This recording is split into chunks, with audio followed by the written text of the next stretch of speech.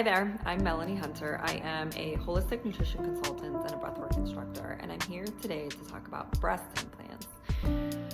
Basically, I started thinking about what would I want to know if I were to go back to age 23 or 24 when I first got implants. And I think there's really three things that I wish that I had known.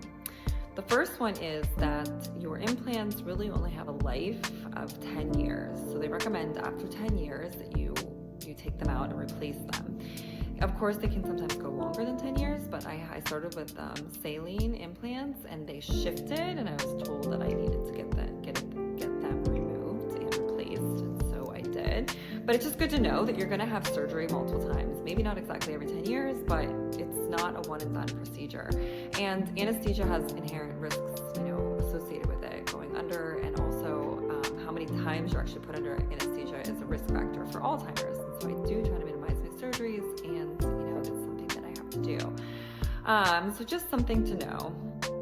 Number two is that there is something called breast implant illness, and some doctors don't recognize this, but there's thousands of women who claim that their breast implants have made them sick.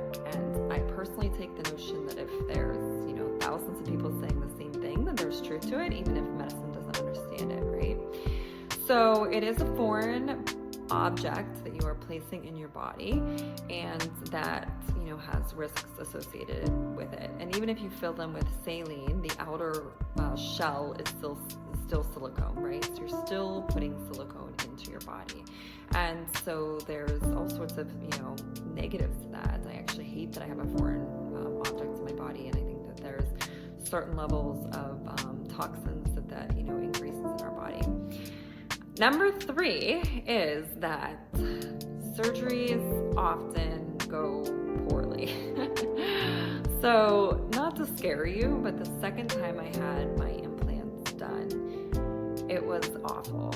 I really wanted saline again, so I went in and had surgery, and a couple days after my surgery, my implant was deflated. And so I went in and told the doctor that it was a faulty implant, and he convinced me wrongly that it was just underfilled. And so we went in the second time. This time I did not go under because I didn't want all that anesthesia, so I did local with pain meds, and it was painful and traumatizing, and he refilled it, and a couple days later it deflated again. And so I had surgery 3 times in a very short span of time, at which point I told him to just take them both out and put silicone in, and again I did that without being under, so it was a lot. And so after all of that, I can still tell you that they're not perfect. I mean,